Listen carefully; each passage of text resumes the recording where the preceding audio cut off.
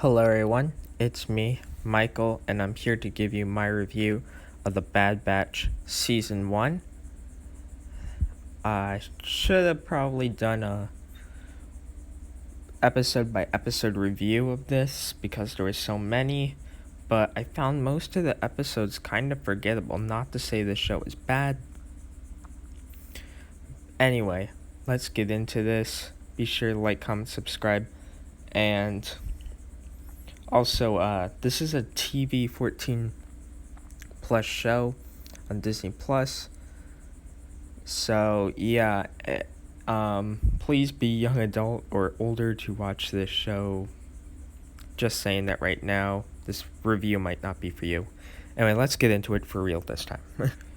16 weeks ago, when this show started off, I was blown away by what they were able to create.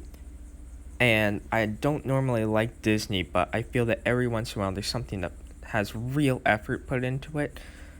The animation style, of course, is amazing. It's the modern Clone Wars style animation, and it works out really well here. Starting off with the characters, though, before we get to the story, there's Hunter. He's back, and as always, he's just really amazing. I find all the characters have really unique personalities. In this show, Hunter really takes the place of like a father for the new character Omega. And speaking of which, Omega is just really great. She always helps out. She provides helpful information. She's always there to tell them, hey, get some common sense in your head. I think Omega was a pretty great character. I really liked Wrecker as well. He was kind of a bit thuggish and the dumb brute when he was in the Clone Wars Season 7, and he maintains that low IQ here, but he has far more personality. He kind of takes on the big brother traits for Omega. He gives her bedroom, and he gives her his Lula doll, which became kind of important at first. And overall, Wrecker, he's just a really caring guy. He's very charming, I found, in this show, and I was pleasantly surprised to see that he had more traits beyond just the big, thuggish, brutish character. And then we have Tech, and Tech, well, he's pretty great as well. Let's take a look at Tech here. I really like how Tech would give the important input and stuff. Like Omega, he would be the more adult reasoning, and he'd be there to really help fix things and get things done. And he was the common sense. I found he had the unique way of speaking and personality. He didn't get annoyed with people just because they didn't see things his way and whatever. He would just be there, and he would just lay down the information whether you liked it or not. And overall, he could just be a really great tech, computer nerd kind of character while still maintaining other traits besides that. Anyway, we have Echo, and Echo, he's dealing with the troubles of being a reg. It doesn't come up that much, but it's cool to see. He's probably the most irrelevant out of all of them, and not because he's a reg, but he just doesn't get much screen time. But I feel he fills the role nicely. He's a good soldier, and even still, he doesn't follow orders.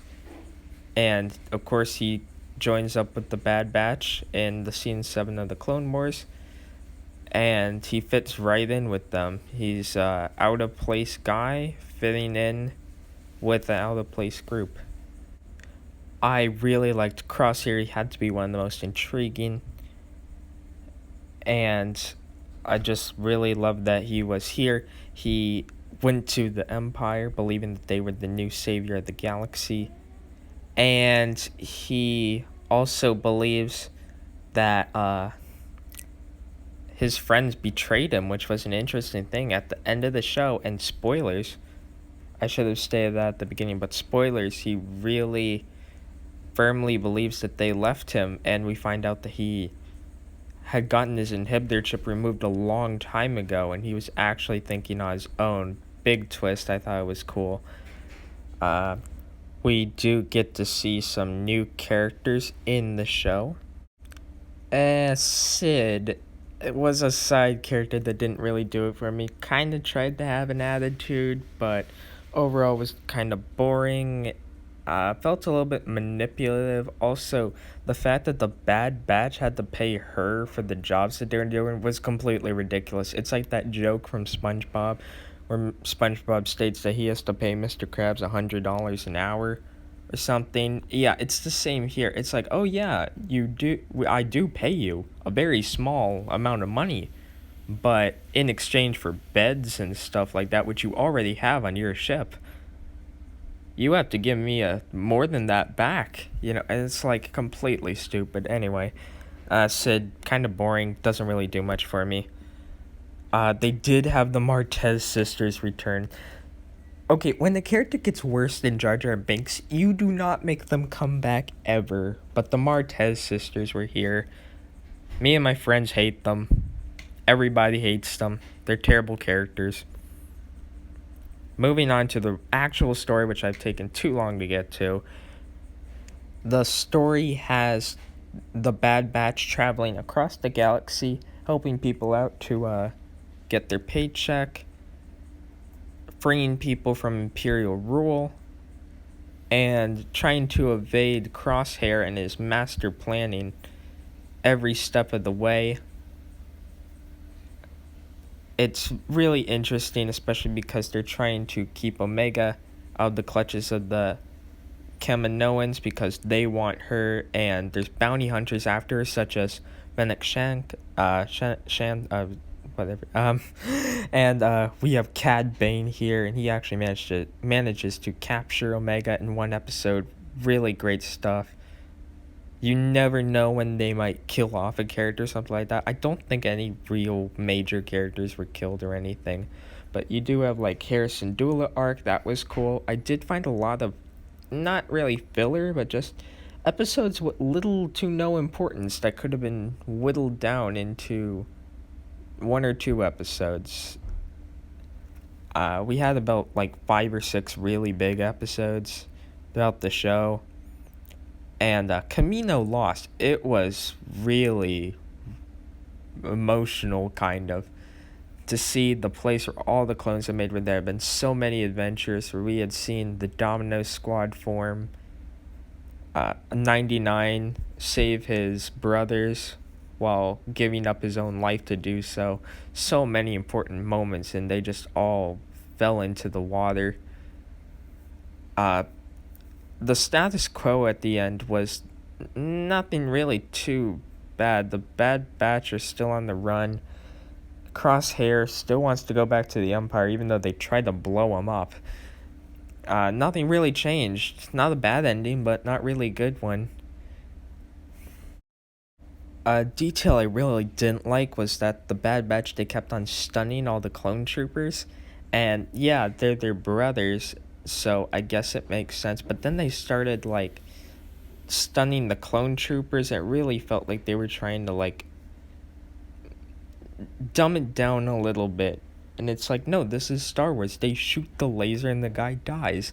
I'm sorry, it's called Star Wars for a reason. Please, never do that again. Stop it. Anyway, okay ending. Decent story. They could have cut out quite a few episodes, but overall I think it was pretty good from beginning to end. Anyway, that's gonna do it for this video, guys. Be sure to like, comment, subscribe. I'm going to give this show a 7.5 out of 10. Pretty good start, but a lot of slow moving episodes that didn't really do much, if anything. And remember, good soldiers follow orders. Bye.